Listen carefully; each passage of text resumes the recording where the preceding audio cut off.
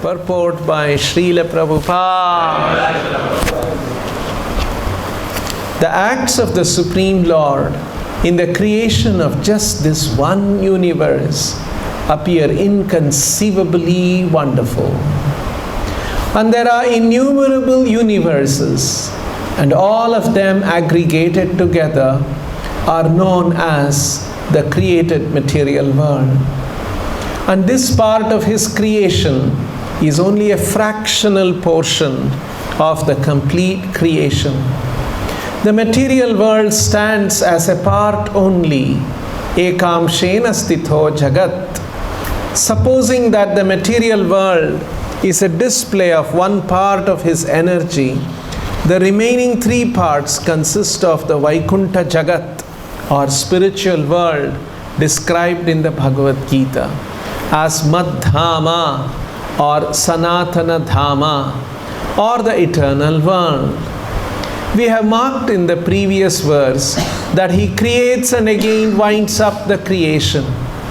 This action is applicable only in the material world, because the other, greater part of His creation, namely the Vaikuntha world, is neither created nor annihilated.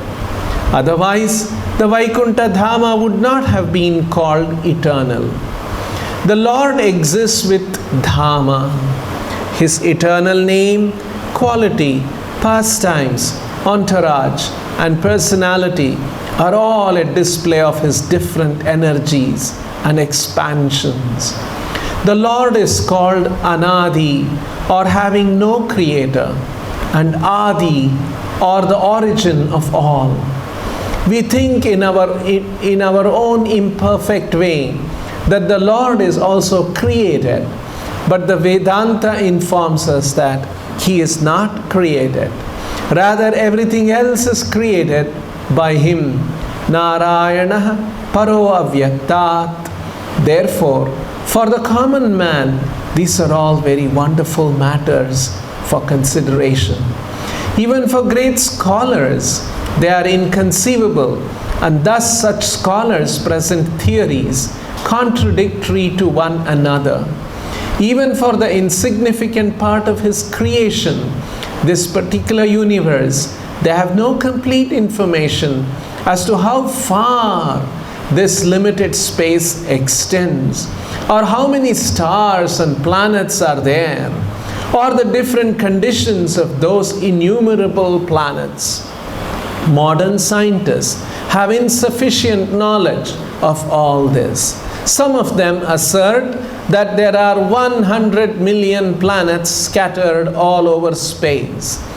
In a news release from Moscow, dated February 21st, 1960, the following piece of knowledge was relayed.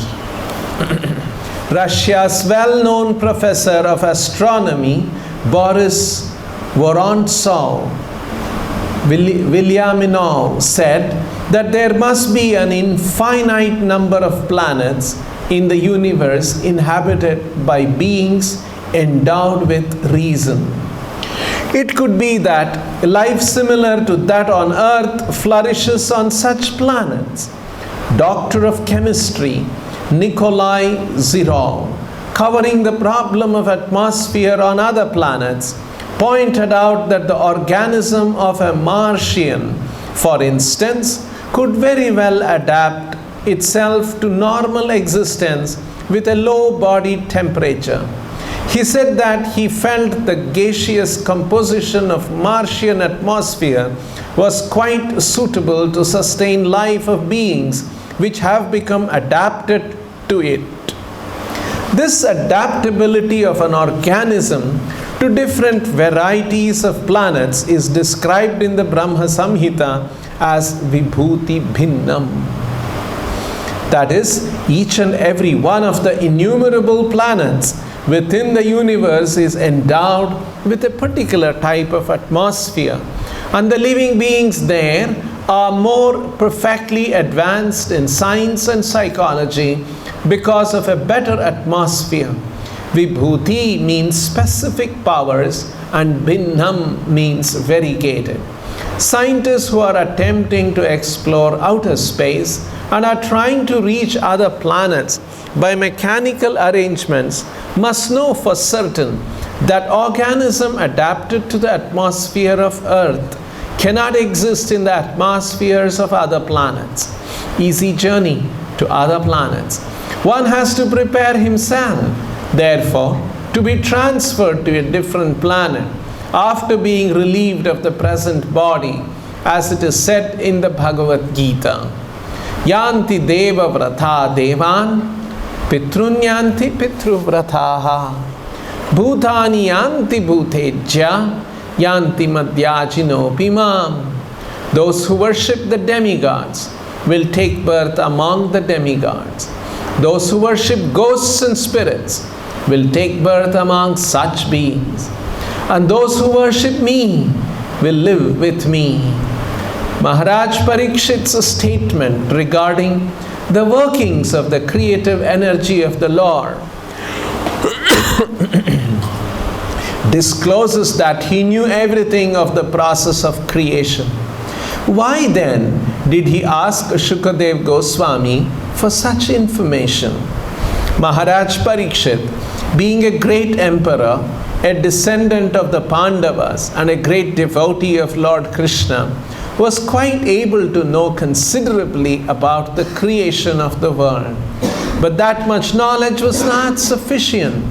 He said, therefore, that even greatly learned scholars fail to know about that, even after great effort. The Lord is unlimited, and His activities are also unfathomed. With a limited source of knowledge and with imperfect senses, any living being up to the standard of Brahmaji, the highest perfect living being within the universe, can never imagine knowing about the unlimited. We can know something of the unlimited when it is explained by the unlimited, as He has done by the Lord, as has been done by the Lord Himself in the unique statements of the Bhagavad Gita. And it can also be known to some extent from realized souls like Shukadev Goswami, who learned it from Vyasadeva, a disciple of Narada. And thus the perfect knowledge can descend by the chain of disciplic succession only, and not by any form of experimental knowledge, old or modern. Thus ends the Bhakti Vedanta purport. Om Ajnanatimirandhasya Jnananjana Shalakaya Chakshurun Militan Yena Tasmai Shri Gurave Namaha. Nama Om Vishnupadaya Krishna Preshtaya Bhutale Srimate Bhakti Vedanta Swamin Niti Namine. Namaste Saraswate Deve Gauravani Pracharine Nirvishesha Shunyavadi Paschatya Deshatarine. Jaya Shri Krishna Chaitanya Prabhu Nityananda Shri Advaita Gadadhara Shivasadi Gaura Bhakta Vrinda. Hare Krishna, Krishna Krishna, Hare Hare, Hare Rama, Rama Rama, Hare Hare.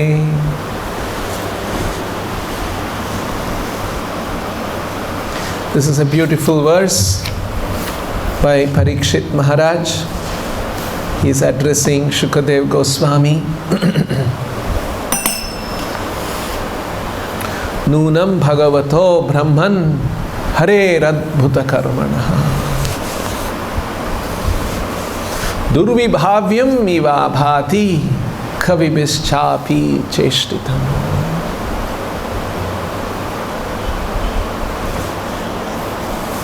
We must know the Lord whom we are trying to worship, the Lord whom we are trying to revive our relationship with.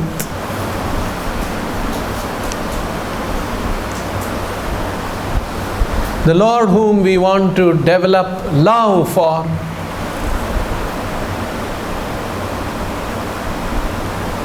He is no ordinary personality. Hare Radbhuta Karmanaha. His activities are simply wonderful.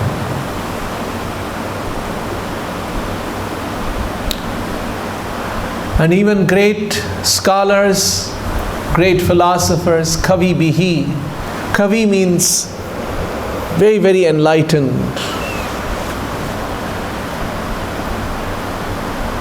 Kavi Bischapi Cheshtitam. Even such learned people, after their great cheshta, their great endeavor, Durvibhavyam iva bhati. Very hard to understand.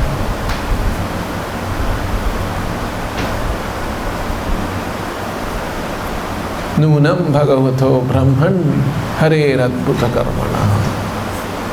Bhagavato Hare Adbhuta Karmana Durvibhavyam iva bhati Kavi Bischapi Cheshtita.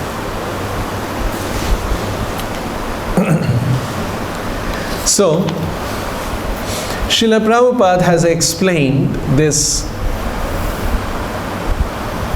Bhagavata Adbhuta Karmanaha, Bhagavato Hare Adbhuta Karmanaha in different ways. One is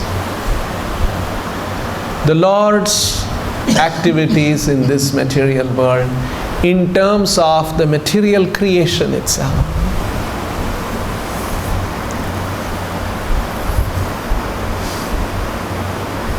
If you look at the material world, how vast it is, and the arrangements that are there,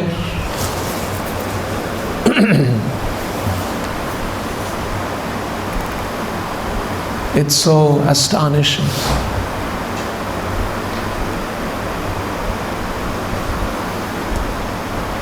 I was reading one article recently. Remember, we all studied photosynthesis in our high school days. How plants will capture the sunlight, the oxygen from the air, and then convert that into starch, and carbon dioxide comes out. Or rather, it uses the carbon dioxide and gives out oxygen. Forgetting. And this article was describing that how this chlorophyll is such a wonder molecule. Actually, although they know at some level how this chlorophyll, how light energy is taken and it is transformed, and starch is created, starch molecules are created. Actually, at a very, very molecular level, scientists don't know how it is happening. And one of the theories that has been suggested is that at the chlorophyll molecule, in the process of photosynthesis, a quantum mechanical interaction is actually happening. They call this subject quantum biology. There are many things that happen in the life system you cannot explain unless you invoke explanations of quantum mechanics. Just see how all around us there is chlorophyll, green. Everywhere, anywhere you see green, it is because of chlorophyll. So, at the minutest atomic level, how things are working, even the scientists after great endeavors, they don't know. They are suggesting, could be this, could be that, maybe like this. In fact, scientists don't know, for example, how we remember a name or a number. If I ask you your mobile number, you will tell your mobile number. It's a strong, long 10-digit number. And we remember that. How this brain remembers this? Where is this memory going on? Scientists don't know.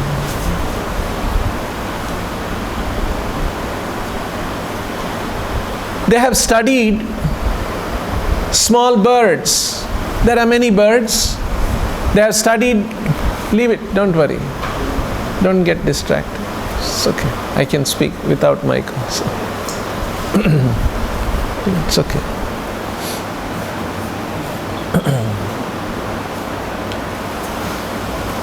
They have studied birds, and the birds have great powers for migration. They do intercontinental migrations. They fly thousands of miles from one place to another place, looking for better climate, for mating, for whatever different reasons. And after that, within a year they come back. How did they figure out to go to somewhere and stay there for some time and then come back? How do they navigate? Small bird, it's got a small brain. There's an expression in English, bird brain. Right? If someone doesn't think intelligently, they say, what a bird brain you are. We say. But even the bird brain has ability to do intercontinental navigation and come back. How are these things happening? You may say the bird is looking at the moon and the sun and all that. Even if you look at the moon and the sun, how can you figure this out? So,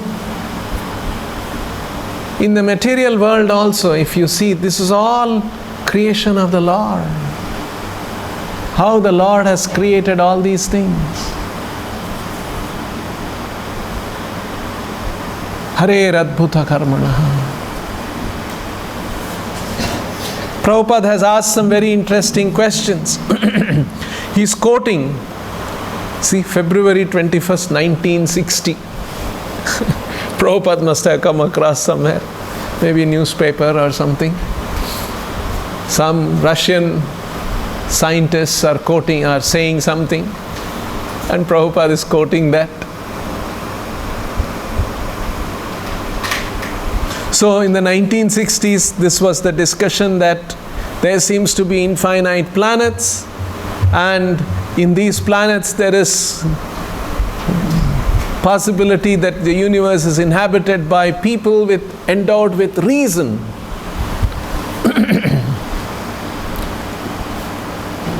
In a few months back in the National Geographic,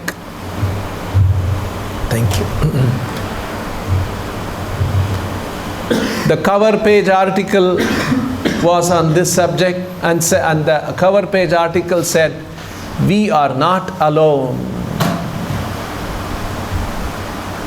It is conclusively established, there is enough scientific evidence today that there are innumerable planets in the universe that have atmosphere and other features that are suitable for life to exist.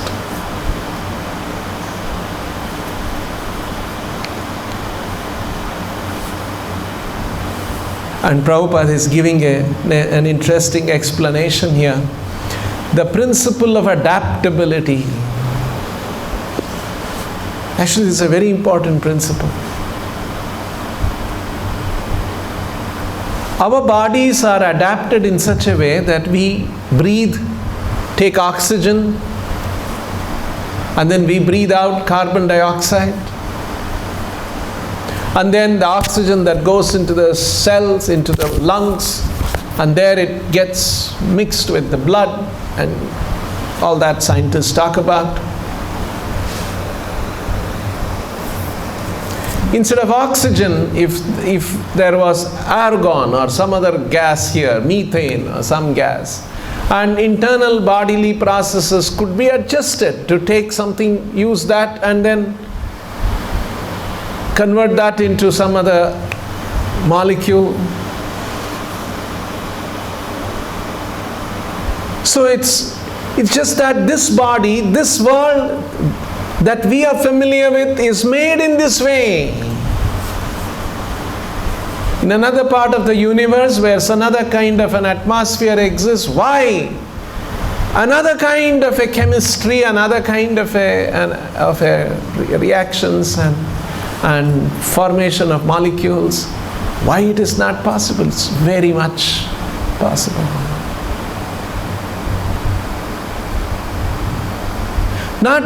But actually scientists are mostly looking for hydrogen-based, oxygen-based, water-based life similar to our life. And even for that there is ample evidence that there are planets which have atmosphere like ours, and hence life could have evolved there.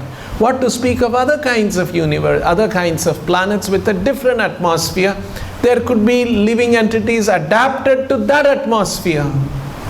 All of these are theoretically very, very possible explanations. And Prabhupada is quoting in 1960 Russian scientists talking about these kind of things. And then Prabhupada is comparing, and then he's saying, this adaptability of an organism to different varieties of planets is described in the Brahma Samhita as Vibhuti Bhinnam. Vibhuti means specific powers. Prabhupada has used that explanation here. Vibhuti, it means certain special powers, special characteristics. And Bhinna is very, very, very varieties. The Lord has created this material world with variegatedness, with different kinds of features, different kinds of attributes. That's the nature of this material world. And how the Lord created this. It is astonishing. Adbhuta karmana. So, on the plane of material existence and material creation, and the vastness of this, how vast this universe is, it's actually mind-blowing.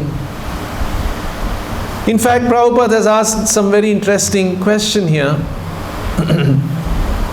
which is actually a question even modern scientists are talking about.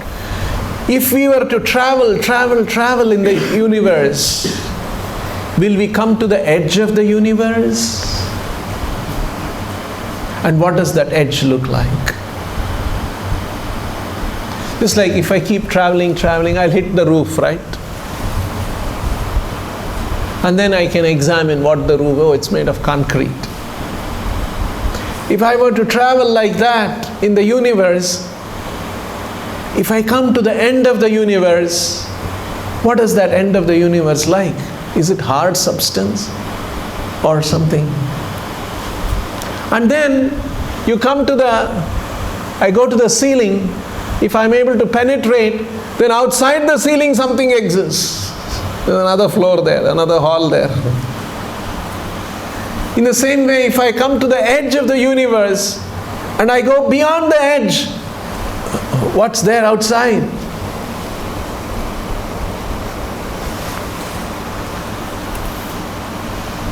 These are truly puzzling questions.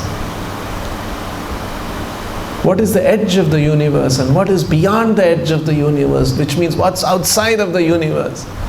These are totally puzzling questions even in science today.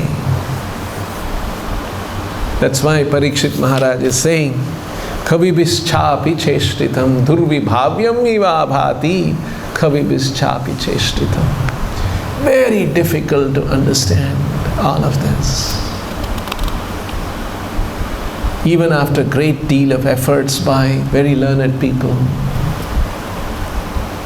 So the material world itself is a demonstration of Adbhuta Karmanaha of the Lord.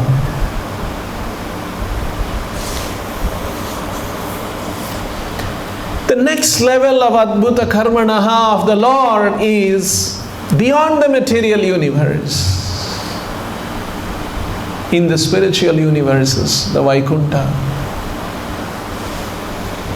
And according to the Vedic literatures, we understand that the material creation is just a quarter, 25% only. The 75% of the Lord's creative energies and the manifestation of the creative energies is in the spiritual atmosphere. And that atmosphere is also variegated. It is also wonderful. It is also vibhinna, also has variegatedness.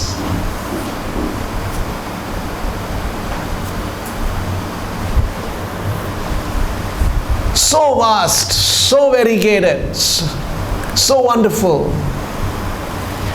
Now, actually, that vastness, the variegatedness of the spiritual sky, of the Vaikuntha lokas. One is the variegatedness. Another aspect is that the Lord is there and there are innumerable devotees, and the devotees are involved in, are engaged in innumerable pastimes of the Lord in the Vaikuntha. And these pastimes are all variegated and they never repeat. There is navanutanaha. There is ever freshness in those activities of the Lord in the spiritual world, in the Vaikuntha. And in the Vaikuntha, the devotees are engaged in glorifying the Lord, in seeing the wonderful features of the Lord. And they are constantly glorifying. They are stunned, they are astonished. It is just stunning. Greatness of the Lord is stunning. And in such admiration of the Lord, they are trying to serve the Lord. And that is Vaikuntha.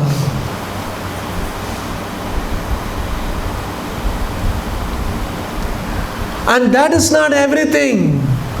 And beyond the Vaikuntha, or in the higher regions of Vaikuntha, because in Vaikuntha there are devotees, there the Lord's manifestation of His greatness, and the devotees who are stunned by the Lord's greatness, and the devotees wanting to serve and engage in different kinds of services. And that is actually called Shanta Rasa and Dasya Rasa. That's not everything. Beyond that is in the higher regions of Vaikuntha Loka is Krishna Loka. The Lord with His innumerable devotees. Now, another dimension of development happens where the Lord invites the devotees into very, very confidential relationships with Him in Sakya Rasa, Vatsalya Rasa, and even more intimate and sweet Madhurya Rasa.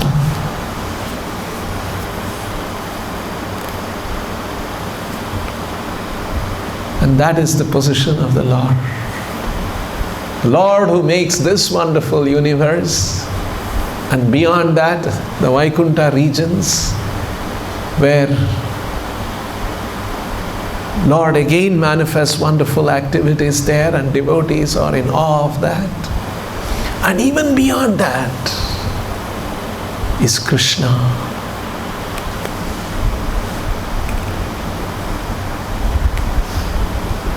And that is why the philosophy that we are trying to understand, what Chaitanya Mahaprabhu has given, is so exalted. In Chaitanya Charitamrita, Chaitanya Mahaprabhu, Krishnadas Kaviraj Goswami writes, Aishwarya Jnane the sab jagatu mishrita, Aishwarya shithila preme nahi mora prita.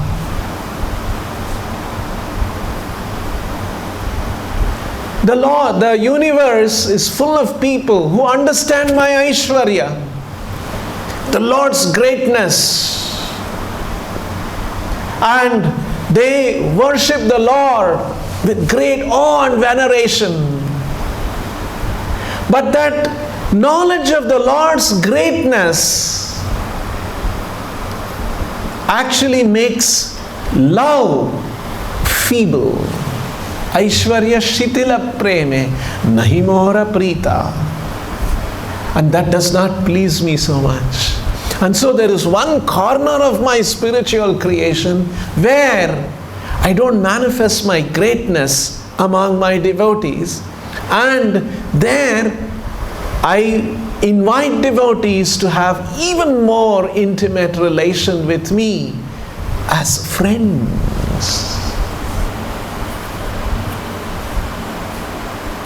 as a parent,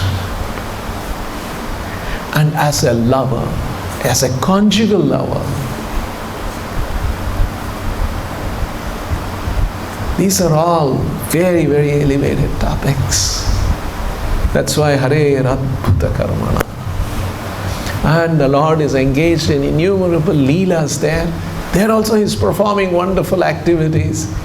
This is all Adbhuta Karmana. So, Bhagavatam, Parikshit Maharaj, Shukadeva Goswami, their conversation, they're actually preparing us for that. To describe the Lord's wonderful activities in this world, the wonderful activities that happen in the Vaikuntha world, and the wonderful activities that happens in His intimate dealings with His intimate devotees in the spiritual world. Kshiti viralachara katipaye. That's why Brahma Samhita says, Lord Brahma says, this is understood, rarely understood. Kshiti viralachara katipaye. Virala. Virala means rarely understood. So, how do we understand this? Kavibhischapi cheshvit durvibhavyam eva bhati. Even for the Kavibihi Durvibhavyam. So, Prabhupada has given a very nice statement here in the purport. How can we understand the unlimited? The unlimited can be slightly understood by the unique statements made by the unlimited. If the unlimited explains about His unlimited nature, even the limited ones can slightly understand the nature of the unlimited. Not by our own speculation, out of question.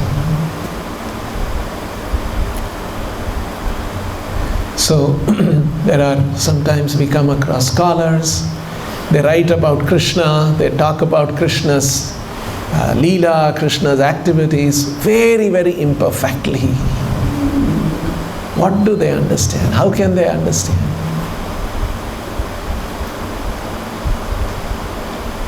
And that's why Prabhupada has made, we can know something of the unlimited when it is explained by the unlimited, as has been done by the Lord Himself in the unique statements of the Bhagavad Gita. And it can also be, so by the unique state. So this is the position of Bhagavad Gita. These are the unique statements of the Bhagavad Gita made by the unlimited, so that the limited like us can understand and have some understanding of the unlimited.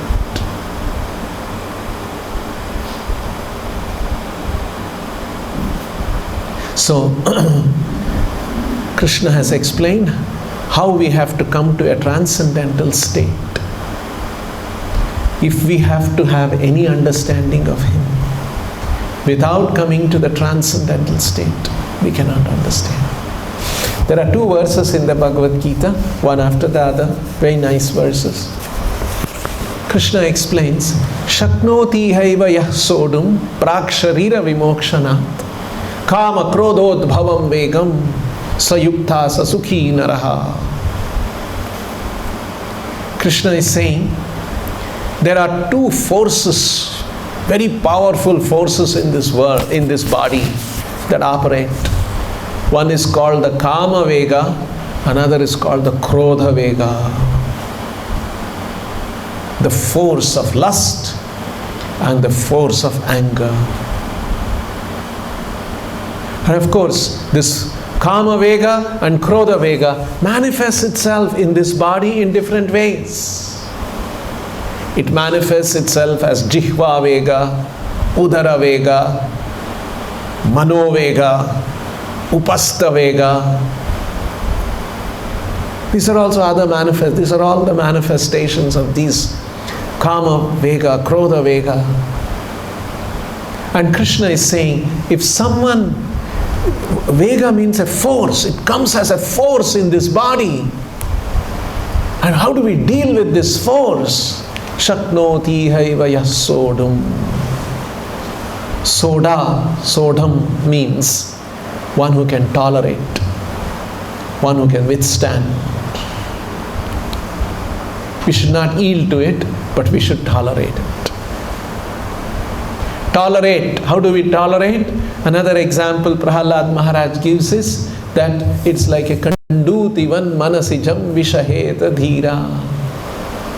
It's like an itching sensation. Sometimes the itching sensation comes with a lot of force and you must tolerate. The itching is such that when you tolerate, the itching will go away. In the same way, these Vegas are such that if you tolerate, it will go away. That is why Krishna is saying, if one learns the art of tolerating, one who is able to tolerate, Shaknoti haiva yah sodum. Shaknoti means one who is able to tolerate these forces. Shaknoti haiva yah sodum praksharira vimokshanat. Before we give up this body, everyone has to give up this. Sharira vimokshanat has to happen. One day we have to give up this body. Before that, if we have learned the art of tolerating the force of Kama and Krodha, Sayukta, he is a well-situated yogi. Sayukta Sasukhi Naraha. Even in this world, he will be a happy person. Anybody who has let loose his Kama and anybody who has let loose his Krodha, Kama Krodhodbhavam Vegam, he will have lot of problem in this world.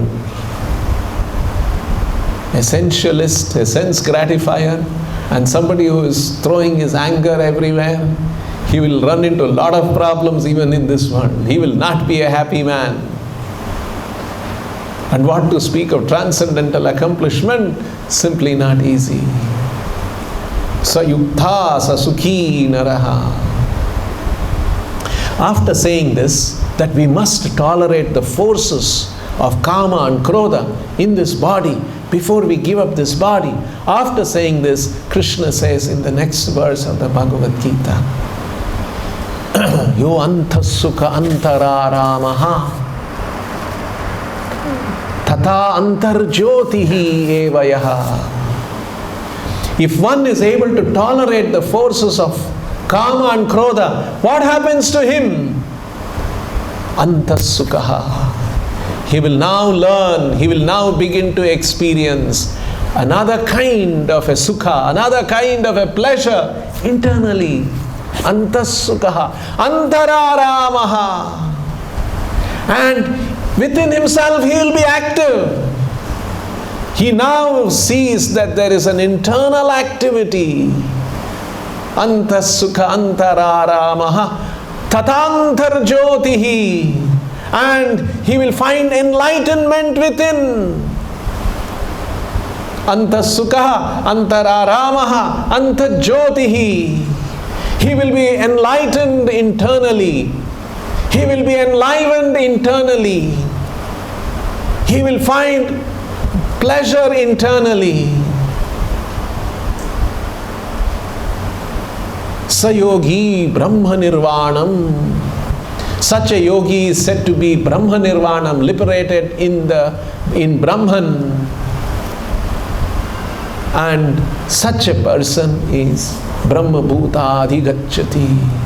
He will come to the Brahma Bhuta stage and he can attain transcendental benefits of associating with the Lord. This is the way to understand the Lord, not by intellectual prowess. One cannot understand Durvibhavyam iva bhati. So, the words of the Bhagavad Gita are very special. These are Lord's own words.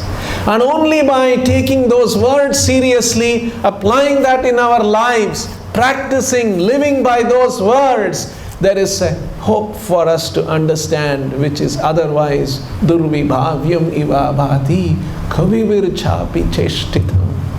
Even the great endeavors of the learned personalities cannot comprehend the Lord. So, we must take the words of the Lord seriously, and similarly we should take the words of the great devotees who have realized the Lord, and their words are also extremely special. So Prabhupada is saying here, we can know something of the unlimited when it is explained by the unlimited, as has been done by the Lord Himself in the unique statements of the Bhagavad Gita. And it can also be known to some extent from realized souls like Shukadev Goswami, who learnt it. How did Shukadev Goswami learn it? He learnt it from Vyasadeva, a disciple of Narada. And thus, the perfect knowledge can descend by the chain of disciplic succession only, and not by any form of experimental knowledge, old or modern. So, again and again, Srila Prabhupada brings out this point, that how important it is to receive the knowledge in the disciplic succession, and that is the way to know it.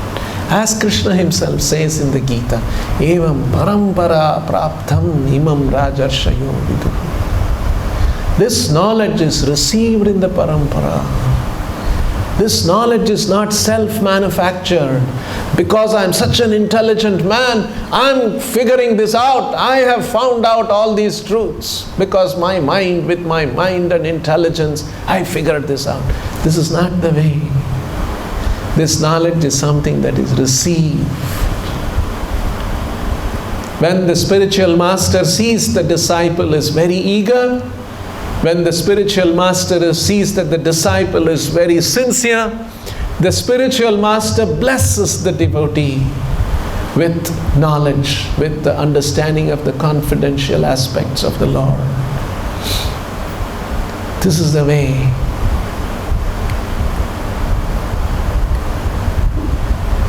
So, dadami buddhi yogam tam ena mam upayanti te. Tesham satata yuktanam bhajatam priti purvakam. Dadami buddhi yogam. So, unfortunately, although Krishna has explained all of this in the Bhagavad Gita, people try to understand spiritual matters without following the process of receiving the knowledge in the disciplic succession. So this is one of the unique features of Sri Chaitanya Mahaprabhu's teachings. One of the unique features of Srila Prabhupada's teaching. We take the words of Krishna very seriously. Krishna's words, you can't take it lightly. See? Suppose in the material world transactions, there is some statement made by big scientists will say, Einstein said this. Newton said this. Don't take it lightly, because these are all great people in science. Or in some material matters, some say some judge has said this, Chief Justice of the Supreme Court has said this. We take it very seriously on some legal matter. So in the same way, on transcendental matters, the words of Krishna himself are to be regarded very, very specially. And Krishna spoke this Bhagavad Gita to his dear friend Arjuna, who was in great difficulty. As Arjuna recalls later on in the Bhagavatam, when Krishna has disappeared from this world, he Sauhardena Atighadena Shanta Asid Vimala Matihi. He's telling his brother Yudhishthira, my dear brother, that Lord who spoke to me those wonderful words in great intimacy of friendship, Sauhardena Atighadena Sauhardena, with a great intimacy of friendship, Krishna spoke to me. Just imagine, you have an intimate friend, and sometimes some intimate conversation happens. And that was the kind of conversation that Krishna had with Arjuna in the Bhagavad Gita. And by a mystical potency, that conversation was recorded. Sanjaya was explaining that to Dhritarashtra. And how did Sanjaya come to know of it? Sanjaya himself admits, by the mercy of my Guru Vyasadeva, I understood that. So these are all very mystical things that are happening. You cannot explain by mundane reason and logic. Certain mystical things happen. And this is the way of receiving the knowledge. So, great statement by Parikshit Maharaj in this verse, and a wonderful purport by Srila Prabhupada. Nunam Bhagavato Brahman Hare Radbhuta Karmana Durvibhavyam eva bhati Kavibhischapi cheshtita. And so Krishna has explained, Bhaktya mam abhijanati yavan yaschasmi tattvataha. Only by pure devotion can I be understood as I am. So these things were taken very seriously. The treatment of the Gita, the Bhagavatam, by the Gaudiya Vaishnavas is so special. And hence, there is complete revelation of Godhead, of the nature of Godhead, by Chaitanya Mahaprabhu in his teachings. So it's a very, very special thing. And that's why Krishna says, Manushyanam kasrahisreshu kaschidyatati siddhaye yatatamapi siddhanam kaschinmam vetti tattvataha. Out of thousands and thousands of people, hardly one endeavors for perfection. And out of thousands and thousands of such perfected beings, hardly one knows me in truth. To know Krishna in truth, you can know Krishna in non-truth, in so many ways, by speculation. But if you want to know who Krishna is in truth, very, very rare. So we'll stop here. If there are any questions, try to answer. Yes. You explained that the knowledge of unlimited can be given by unlimited only, or those who have realized the unlimited. Yeah. So, like Krishna and Bhagavad Gita explaining the glory of spiritual world, of spirit, soul, all this. So, which is appealing to on an intellectual level. But right now, if you see the modern generation, people are looking proof on the gross sense level, what should be the argument for that?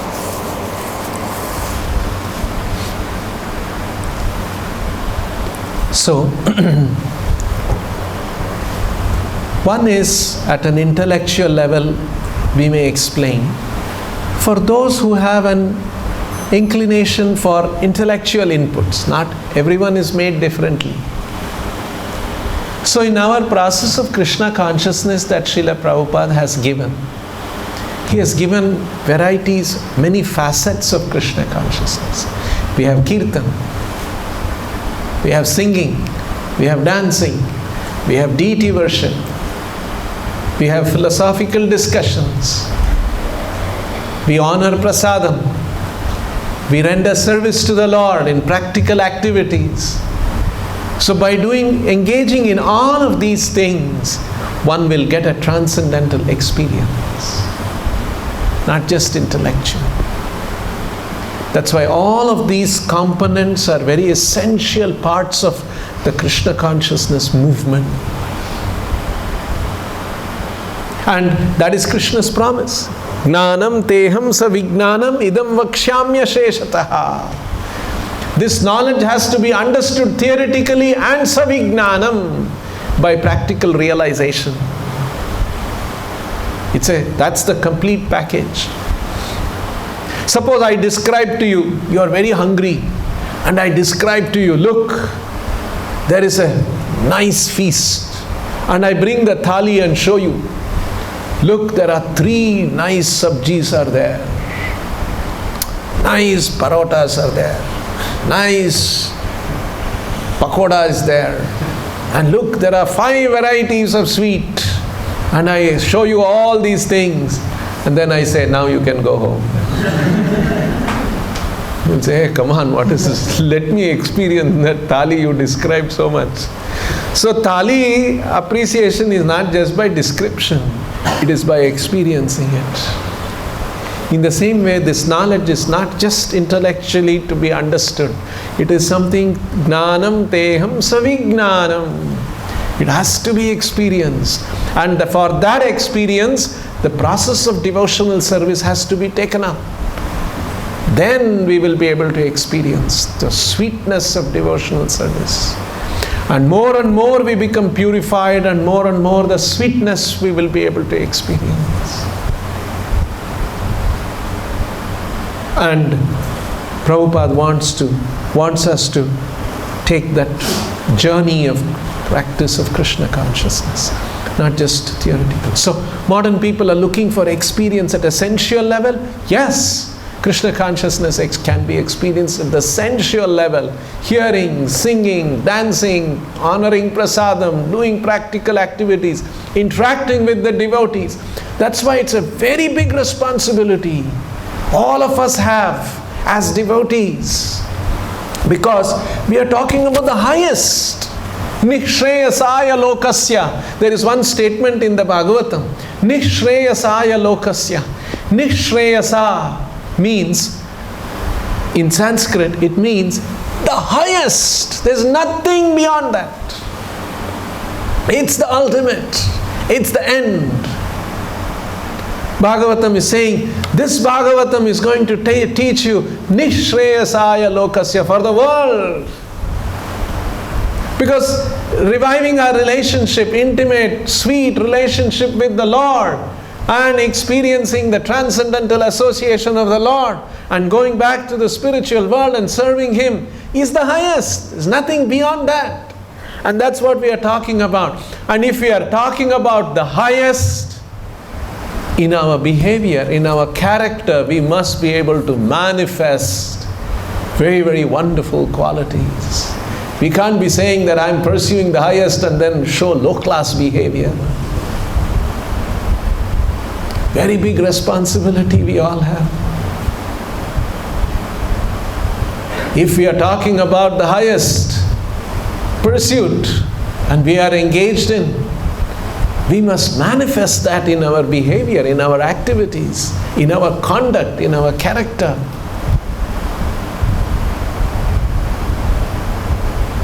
So, So when devotees, when people interact with devotees, they must see, my God, look at these devotees, they are so wonderful people. So there are multiple ways of manifestation of Krishna consciousness. And that's the way Srila Prabhupada presented. These are all aspects of Krishna consciousness. Kirtan, singing, dancing, deity worship, prasadam, association of devotees, hearing the wonderful philosophy, reading Srila Prabhupada's wonderful explanations. So this is Krishna consciousness. There's a lot of sensual experience at the sensory level, not only intellectual. So when we present Krishna consciousness in all of these features, different people, we don't know different people. Some people like intellectual stimulation, some people like musical stimulation, some people like personal interaction, relational stimulation, different things. And Krishna consciousness has all of these aspects. And something will strike those conditioned souls and will take up Krishna consciousness seriously. It can happen. Yes. He was able to say the experience is evidence. Nothing else. So in their ashram, nobody is encouraged to read books because there are not many books. In fact, people say if they join ashram, first thing they stop reading books. So experience. So if 10,000 people come, they ask them that they have some meditation, free meditation they do. And they experience something, so this is evidence, now you take it up, they give a 40 days schedule. Now when it comes to Krishna consciousness, like you also mentioned about here, various varieties, some intellectual stimulation. But now what is happening, for example, if you take prasadam, there's so much of good varieties of tasty food available. When it comes to music, so now 80 music is coming, and in mobiles you get cigarette is so cheap, people get to hear. And even when people come for temple, for darshan, few minutes they just want to go away. They can't enjoy the beauty. They just see and go away. Even in main temple we have made that curves because people don't see the deity. So, in this circumstance, can we say, or is it right to conclude Krishna consciousness only for sincere and serious devotees, but mass movement, it is very difficult for mass people to take up? I wouldn't say that. Prabhupada always said it requires intelligent management, intelligent organization. That's what we should find, ways and means. Prabhupada said, I have given you the skeleton, I have given you the framework, now you fill it up. Prabhupada sometimes used to challenge his American disciples. You are known as you are my American disciples. Americans are supposed to be intelligent. Now find intelligent ways to make this, to present this philosophy. So we have to find ways and means of making this knowledge and this spiritual experience accessible to people. Yes, people are more and more distracted today with all of the gadgets and all of those kind of sensory inputs. And it's all available at practically free of cost. So it's a challenge for the spiritualists, it's a challenge for the devotees. We must find ways and means how to grab the attention of the conditioned souls. This is the lamentation of the great devotees. Actually, material world problems are not actually my problems. My problem is how to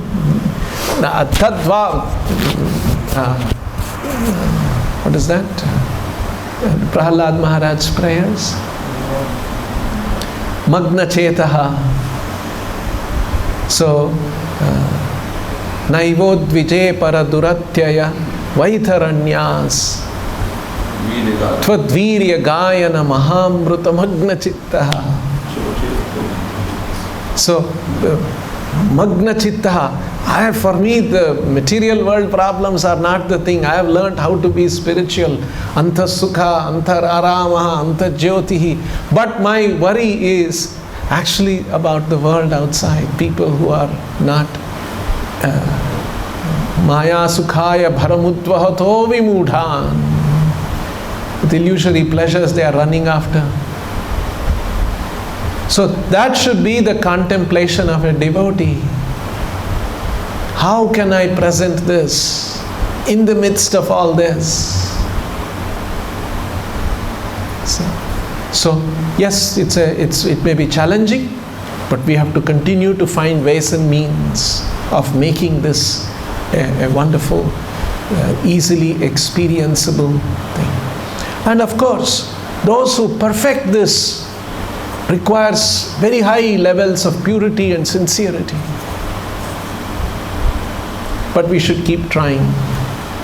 That was the mission of Krishna, that was the mission of Prabhupada, of Chaitanya Mahaprabhu, of all the great acharyas. Like extension of this question, Chaitanya Mahaprabhu came 500 years back. Yes. And operated Sankirtan movement. And he is leading us to the love of Krishna, right? Yeah. Chanting, we go to the love of Krishna. Yeah. On the other hand, Bhagavad Gita, Manushyana Sahasresha. So many great people, hardly one was being good. So both things can correlate and understand. With the mass, Chaitanya Mahaprabhu is teaching to love of Krishna. And here hardly one was in truth. No, both are true simultaneously. One is to emphasize that how rare this is, how rare this understanding is. And that very rare understanding, Chaitanya Mahaprabhu wants to make it accessible to large number of people through the holy name, through the chanting. He wants to make it accessible to everyone, all sections of the society, not just Brahmanas, not just Panditas. Everyone can. And that is the potency of the holy name. So, understanding Krishna in truth is a very rare thing. But it is Krishna's intent that very rare thing should not remain rarely understood. It should reach everybody. That's also the intent of the Lord. But it cannot be freely given because it won't be appreciated. It requires a certain purification. And hence to go through that purification, it is rarely understood. But the process is actually simple. Prabhupada says one statement. Actually, the process of Krishna consciousness is very simple. The application is difficult. Applying it in our lives, practically following this every day, every moment in our lives, that's the challenge. Actually, our principles are very simple. Chant Hare Krishna and 4 regulative principles. You do this one, you will attain all perfection. But to follow the regulative, simple 4 regulative, not 100 regulative principles, just 4 regulative principles, to be always on top of it and to chant Krishna's name. These are the 5 things that Prabhupada has given as the most basic thing. Yes?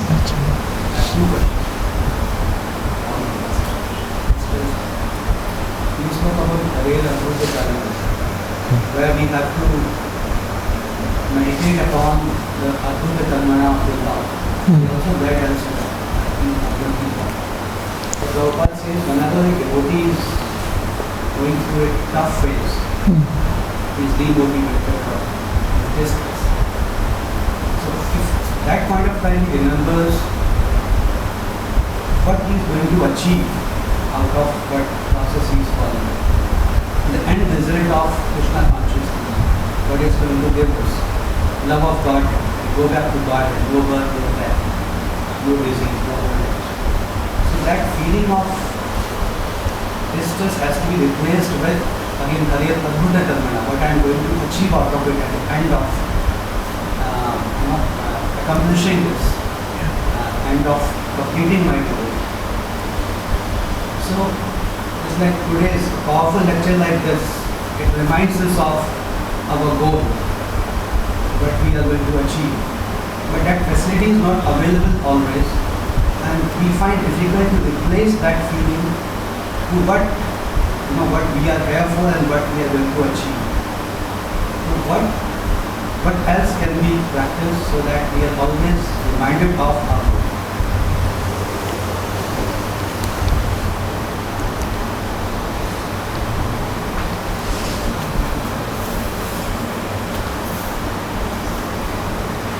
Prabhupada has given us the process of Krishna consciousness, rising early, chanting, reading, discussing his books, his words, the transcendental words of the Bhagavatam, Gita, and doing devotional service. Prabhupada said that if we do these things, day by day, the enthusiasm for Krishna consciousness should be increasing. It should not be waning.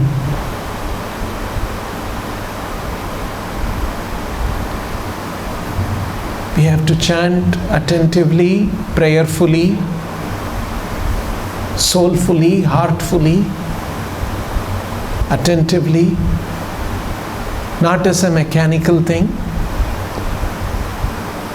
That wonderful Lord, I want to serve you. I want your association.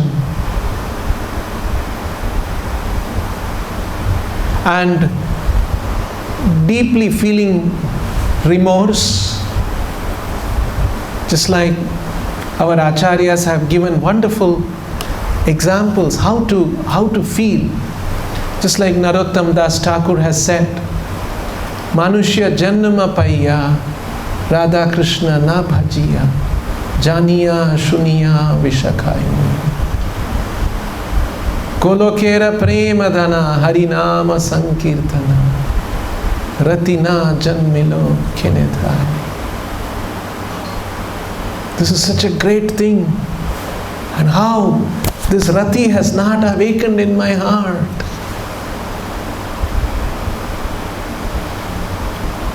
Samsara Vishanale Divanishi Hiya Jwale. This material Vishanala, poisonous flames are blazing in my heart day and night. And I have not found a way to relieve myself. So, these are great prayers, these are great spiritual sentiments our acharyas have taught. We must keep reflecting on it. We must keep internally remembering all of this. Prabhupada said, we must read a part of his books and reflect on it the whole day. Not that we read, and then whole day we forget. Mind is going here. We may be engaged in many activities, but in the background we must know, we must keep reflecting and ruminating on it. So by doing all of these things, we can remind ourselves that this is very special. To come in touch with Krishna, to come to the association of Krishna, not a small thing. So we have to, through these processes, and we must keep reflecting and reminding ourselves, Nityam Bhagavata Seva, then Nishtha Bhakti happens. When one becomes Nishtha, even though ups and downs are there around us in our life, they will be full of inspiration. Increasing enthusiasm is a sign of spiritual progress. Decreasing enthusiasm is a sign of spiritual regression.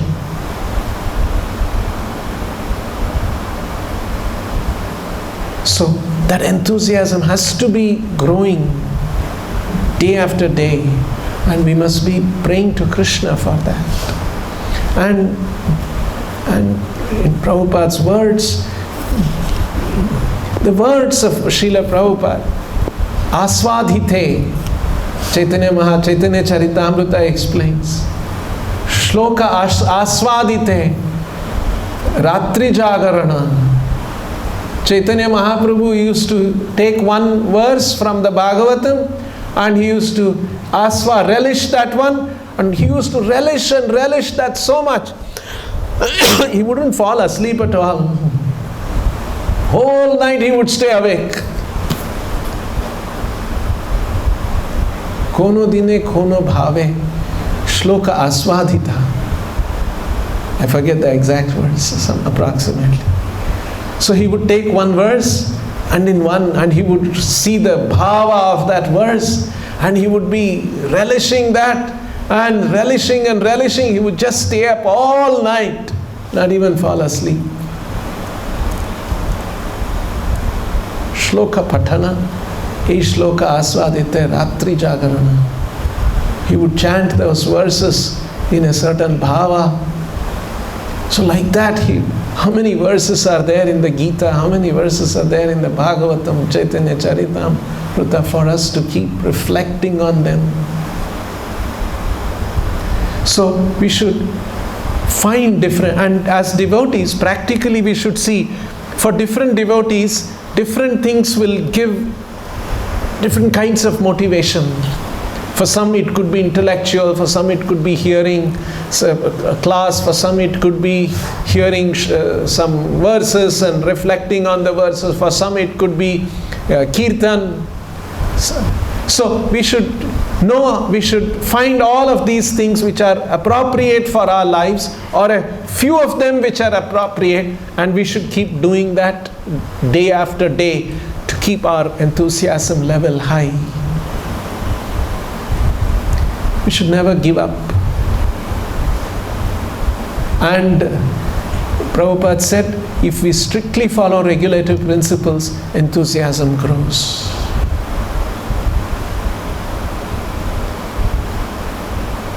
So all these instructions Srila Prabhupada has given, by taking shelter of these instructions, we can keep our enthusiasm level very high. Because I was reading one article written by a psychologist from Australian psychologist. He says, life is miserable. He's coming from a first world, he's a big professor, a big well-placed professor. This is his conclusion. Please understand, life is miserable. See, this is what our Shastras are. Don't think that because we are in a third world country, our life is miserable. No, any world, third world, first world, whatever, super first world, whatever you do, life is miserable. People are suffering. They're having relational problems, this problem, that problem, envy, jealousy, all kinds. Everybody is in a mess. And then he says, very interesting thing, this particular psychologist, professor, says, life is miserable, be prepared. So you must have some very, very larger than life goal, and that goal should be motivating you. And that should be something so exalted, that should be motivating. Actually, they are all coming almost. That most exalted Nishreyasaya Lokasya is Krishna Prema, Krishna Bhakti.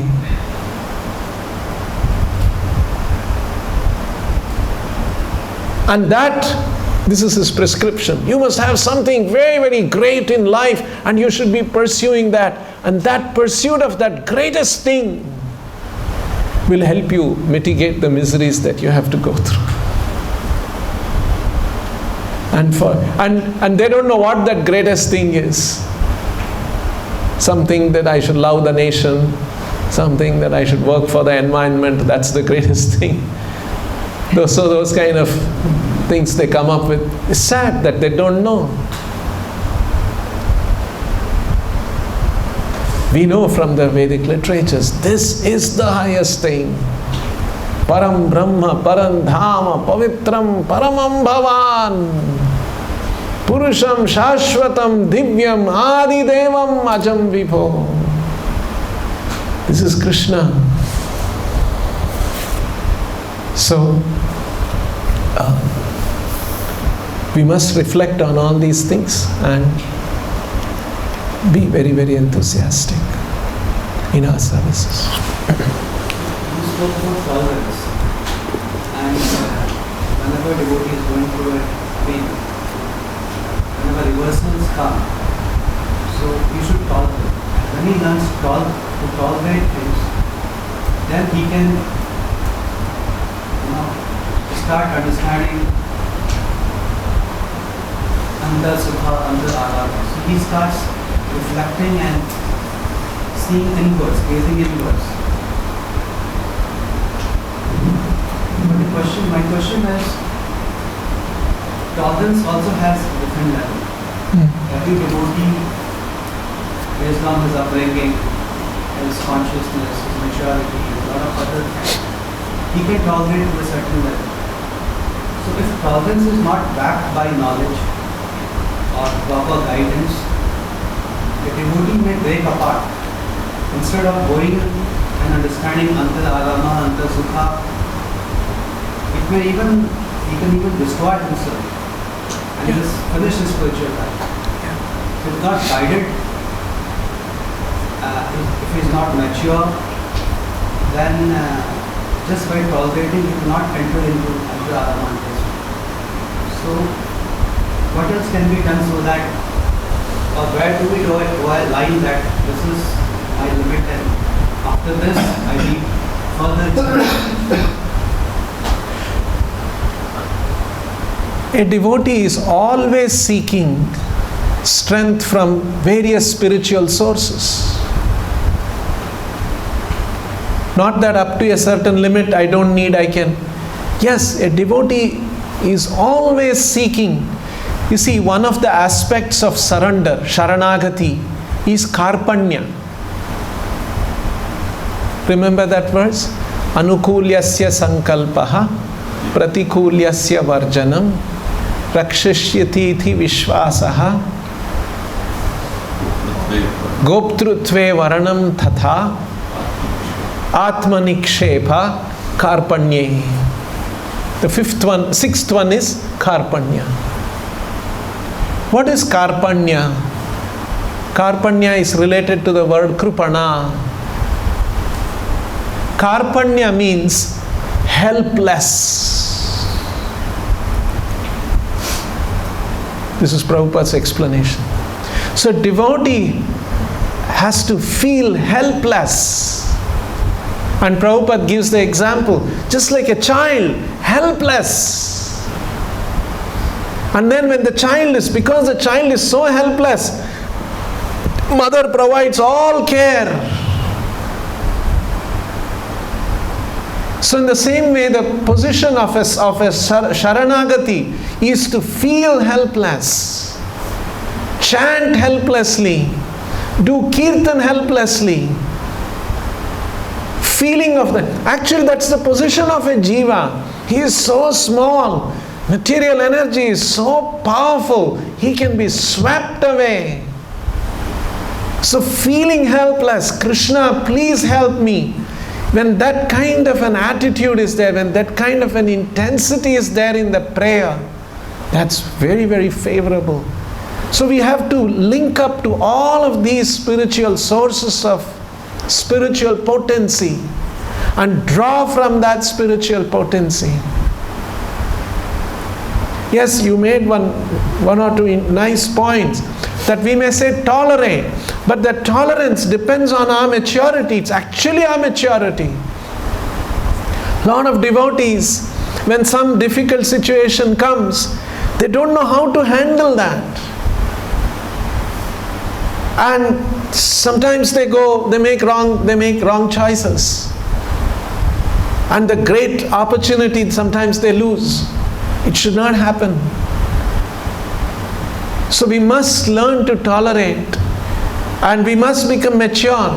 Actually, in the world outside, sometimes there are people who exhibit a certain kind of a tolerance, even materialists. in their own field. We must derive inspiration from that and apply in our lives. Sometimes people go through harsh treatment and all those kind of things. That may happen to a devotee also.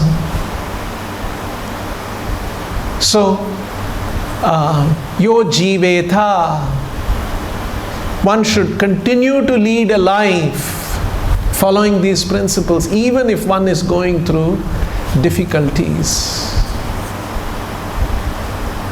So that's the meaning of tolerance. And tolerance means not to give up our pursuit of the spiritual goal, even in the presence of, like the word dhira, vishaheta dhira. Dhira means one who can tolerate even in the presence of the stimulation. When there is no stimulation, you can tolerate, no big deal. Right? Even in the presence of a stimulation, you are not affected. He is called a dhira.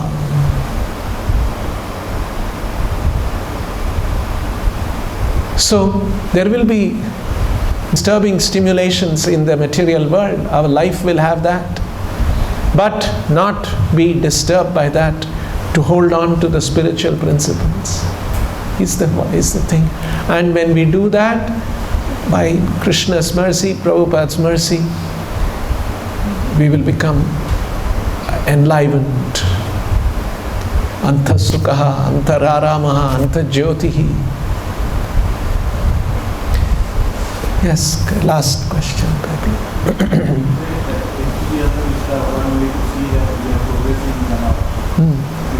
Now this enthusiasm is on what? Is it only for like a sadhana we should be enthusiastic, we should come for Mangalarati, we should do japa properly, like that? It is like we should do more and more service, we should now, I'm doing something, I should take more bigger responsibility, that kind of thought is there. So how to judge this enthusiasm? Which way we should see that yes, I'm progressing on this, that means I'm in my life. True spiritual enthusiasm in the case of a devotee will manifest itself in all of these features. That's spiritual enthusiasm. If somebody is not having enthusiasm to do sadhana, to chant, to read Prabhupada's books and do all of that, and only sadhana, his enthusiasm is only service, and at least he is doing service for Krishna, that is good. But actually, it could be the motivations of lording, because when we do big service, there is this kind of it's a kind of a lording experience that happens. I'm doing this, I'm doing that, I'm in control of so many resources, I'm giving orders. It gives a certain kind of a gratification. So one could just be in that plane. But of course, he is doing it for Krishna, and hence he will get the benefit. But what we are expected to do is do all of these things in a more balanced way. Prabhupada wanted us to do sadhana, wanted us to do seva, wanted us to read his books. In all of these aspects of Krishna consciousness, that's a more healthy situation. Enthusiasm to hear, enthusiasm to read, enthusiasm to come before the deities, enthusiasm to rise early. Prabhupada said that also. Your eagerness to rise early in the morning is an indication of how serious you are in spiritual life. I remember when I was very many years ago, when I was a brahmachari, we were in the small temple there. And then I had my close friend had also become a devotee from college. And then, in the morning when you want to rise, the alarm is rung, and then you still want to sleep for some more time. And then he would come and remind me, what Prabhupada says, you are not eager to rise means you are not serious in spiritual. Oh, okay, all right, I have to be serious. Put everything aside and get up and run to the bathroom. So, our seriousness in spiritual life is shown by our eagerness to come for Mangalarati. Rise early. Actually, these are all very wonderful principles Prabhupada has taught. Early morning we should be up and we should be doing devotional activities. In every way, what Prabhupada has started is so transcendental, so beautiful. Such a can be very elevating. We will stop here. Grantaraj Srimad Bhagavatam ki, Shri Shri Radha Vrindavan Chandra ki, Shri Shri Nitai Gauranga ki, Srila Prabhupada ki.